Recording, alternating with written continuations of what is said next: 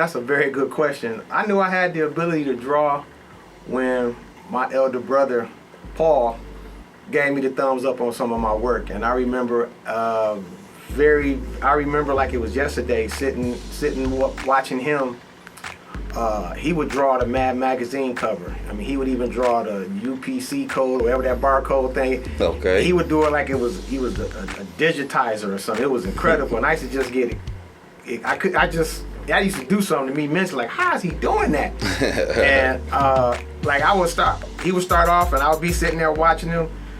And then all of a sudden, I end up falling asleep, you know what I'm saying, watching him, and then I wake up from my little nap or whatever, being a little fella, and he done left the whole sketch by the bed, like, you know what I mean, like, little dude, this me, you know what I'm saying, get at me type thing. And it was always cool, and he was like real supportive. And then my elder brother Don, rest in peace, that's right.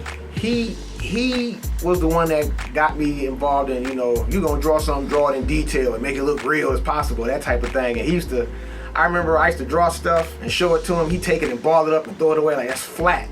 And I never understood that till I got older, what he meant by your drawing is too flat. You know, everything looked like it's on one dimension.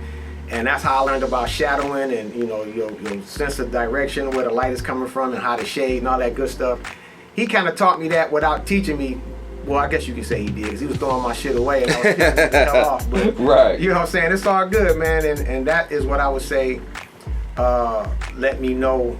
I didn't have to have affirmation from like a school teacher. Okay. I had elder brothers to give me that affirmation, and I knew they had my best interests at heart at the end of the day. Not to say that teachers didn't, but I had it at home way before I got to school with it. Understood. So I would say, you know, that answers the question of how I knew I could draw when I got the affirmation from my elder brothers, from, you know, watching them do their thing.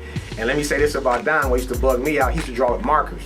And that used to freak me cool out, because everybody I knew started off with a pencil. He straight up with a magic marker and was like boom, boom, boom, and drew a whole horse kicking up dust and hair flowing in the wind. I'm like, damn, now I know what he mean when he say, I draw flat, because I wouldn't even thought all the stuff he was on when I was a little dude. So. Yeah, I had to say that before I answered that whole question. What made me decide to stretch out with the art thing is because of the different things that was impacting the black community in my upbringing. You know, I remember quite vividly the Tony Alamo rhinestone jackets, and I remember I wanted one of them jackets so bad, and I remember catching the bus all the way up to Strictly Sportswear on 7 Mile, where I knew they sold them. And I went there and asked the lady behind the counter. I was like, yo, so like, how much is that jacket right there? And she was like, this right here is $13.50. I was like, bet! We caught the bus back home and begged my dad to take me up there to spend $13.50 for this jacket. In my mind, I'm thinking $13.50. And so my dad was like, this jacket costs $13.50. Let's go check it out. Man, he graced me to take me up there in this truck, man. We get there and he was like, yeah, well, which one is it? I was like, that one right there. And the lady was like, yeah, it's $13.50. And, you know, my dad kind of dropped his head and laughed and shook his head like this. It was like, you don't understand what $13.50 means. That's not $13.50. That's $1,350 that you ain't never gonna have on your back for a jacket. No. You know what I'm saying? He got to going into how much food that was for the house, how many bills he could pay, and all this stuff.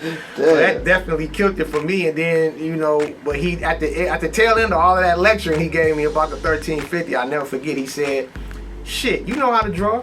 You go get to the thrift store and get one of them old ass jackets somebody don't want and make your own shit. That pushed me over the cliff, and I learned how to airbrush behind that statement. I learned how to install rhinestones. I ended up obtaining a rhinestone machine from the homie Felly, you know, and shout out to Felly, man, good dude. And it was like after that, you know, I never looked back. And then Felly, another friend of mine that's a really great artist, he was telling me he was getting away from the airbrushing and he was going to step off into fine art. And I remember saying to him, like, you know, what exactly is fine art? And he started explaining to me, like, paintings that you see, that's considered fine art. And he said, I can take the techniques that I know from airbrushing and apply them to using oil and acrylic and it's just a different thing to do. And because he is such a big influence on me art-wise, because he's always been cool, he's always mellow, he's the same person every time you talk to him. And I just considered the source and thought about what he said, and the rest is history, as I say. I've done plenty of jackets. I've done jackets with lights in them. I've done jackets, for people out of town. And, all right. It's just been a great experience with the art thing, and I hope that answers the question for everybody. It most certainly did. The person that inspired me to do what I do, and I tell people this all the time, is my younger brother, Mr. Mills himself, because me and my younger brother always had a pretty decent relationship.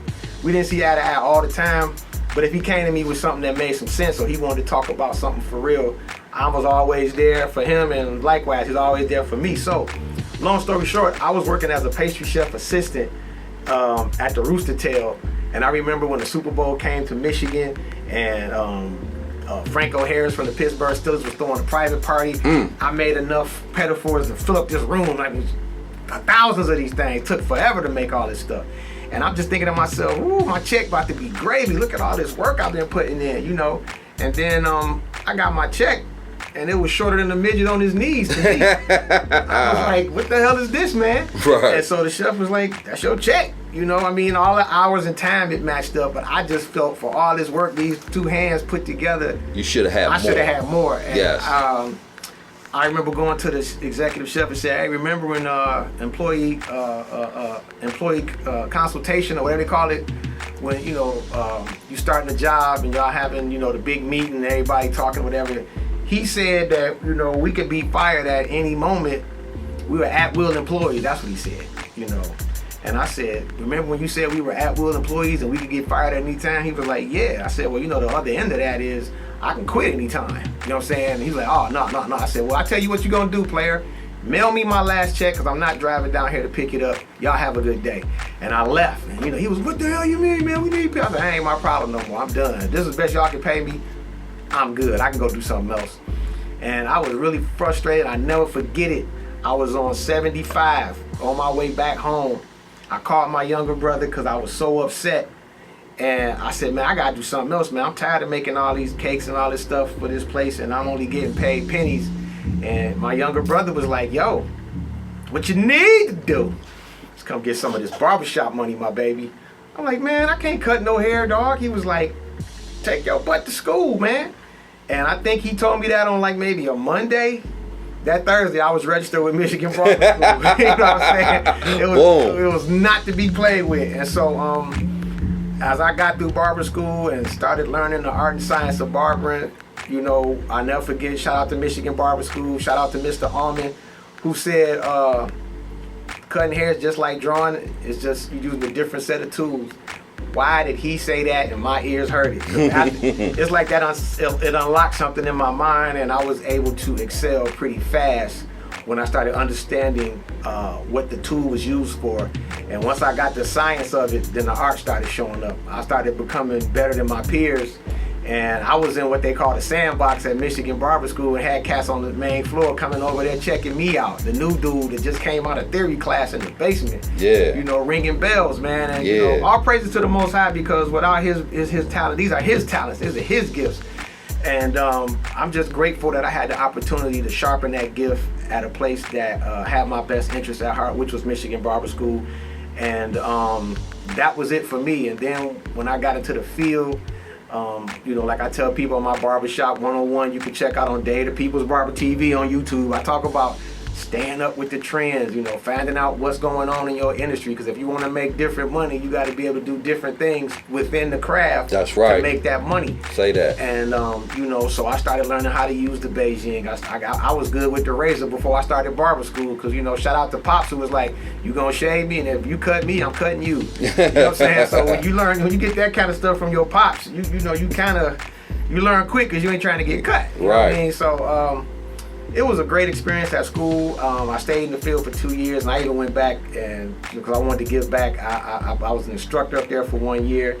And then after that, I did a documentary on the dangers of dealing with an unlicensed barber. that you can check out on YouTube. Barber Life 313. That's the name of the documentary. You can check it anytime you want to. That's right. You know what I'm saying? So, I mean, I hope that answers the question. Yes. But what inspired me to pick up the guitar was mainly a friend of mine I grew up with. His name is Jeff Brown. I haven't seen him in 100 years. But he had a guitar in his house. And I remember when I was over there visiting with him, I said, yo, man, whose guitar is that? He was like, that's mine. I said, you can play guitar? He was like, yeah. And you know, being kids, like, no, you can't. He was like, yo, I can. And he picked it up and he played Rock Lobster by the B-52s, and I couldn't believe it. He was dun dun dun dun dun dun dun dun. And he just went all in. I'm like, yo, I gotta learn how to do that. And so, long story short, he ended up letting me hold his guitar for a few days, and you know, I gave it back, and I begged my mom to get one. And I even begged my granddad, Sammy, you know what I'm saying? He ended up buying it for me, and I never gave up on it. You know, it was hard at the beginning when all your fingertips is developing calluses and, you know, your hand-eye coordination and what's called dexterity, going from a chord that's shaped like this to a chord that's like that, and the timing of the song. And it was a challenge at first, but because of the climate of the city of Detroit that I was in, you know, that YBI fever thing was big and it was real. Yes. And I remember my cousin, rest in peace, Billy, he came over and he had on a pair of 10s, and I was like, dang, you got your pair of 10s. And I was like, yo, why is the tongue cut off on your 10s? He was like, you know, the punk police, they cut my shit, nigga, but ain't no thing. And he pulled out a choker. I mean, he pulled out a lot of money, you know, money. It was big enough to choke a horse, man. He was like, I can go buy a whole case of them bitches if I want to, little cuz. You need to come get this money. And that's when my mom heard him say that. And she was like, get your ass from over here with all that. I never heard her cuss. She's like, he ain't about to do none of that. And I was like, in my mind, shit, yes I am, you know. It didn't never happen. And I remember she was so upset about that I came home from school one day and she asked me, did I want to learn how to play guitar? Like take lessons and stuff. I was like, yeah. And I ended up taking a few guitar lessons from a guy by the name of Fred Mann. Shout out to Fred Mann. He I don't know where he lived now, but he was the guitar player for BB and CC Winans at the time, so he was the one that taught me a lot of the church stuff that I know how to play. Well, I shouldn't say a lot of it. He introduced me to a lot of it, and then as time went on, I started meeting other guitar players and getting mentored and just listening. And believe it or not, a bass player really taught me how to play guitar by the name of Cliff Farrell, because he was the one that told me, yo, you want to get a good ear? Hook up all your gear and try to play with a TV commercial. You got 15 seconds to get it together. After 6 months of doing that, I could go anywhere and play with anybody because my ear was so sharp, because that's what I was used to doing. And then I got introduced to a guy by the name of Paul Jackson Jr. by way of one of his instructional videos. And the rest is history. I've been playing ever since. And I remember before my mom passed away, I remember talking to her and telling her, I said, you know, out of all my siblings you bought all them drums and guitars for and all this stuff, I'm the onlyest one that still play the instrument to this day. And I got the instrument that I always wanted. I wanted me an American-made Fender Strat, and I happen to have 2 of them now. She was like, you know what? You right. You know what I'm saying? I thought that was a cool thing, you know, to stick with it. You know what I mean? And I'm not knocking my siblings for not sticking with it, but the guitar kept me out of the dope game, because I really was intrigued by the dope game in Detroit. That's the facts.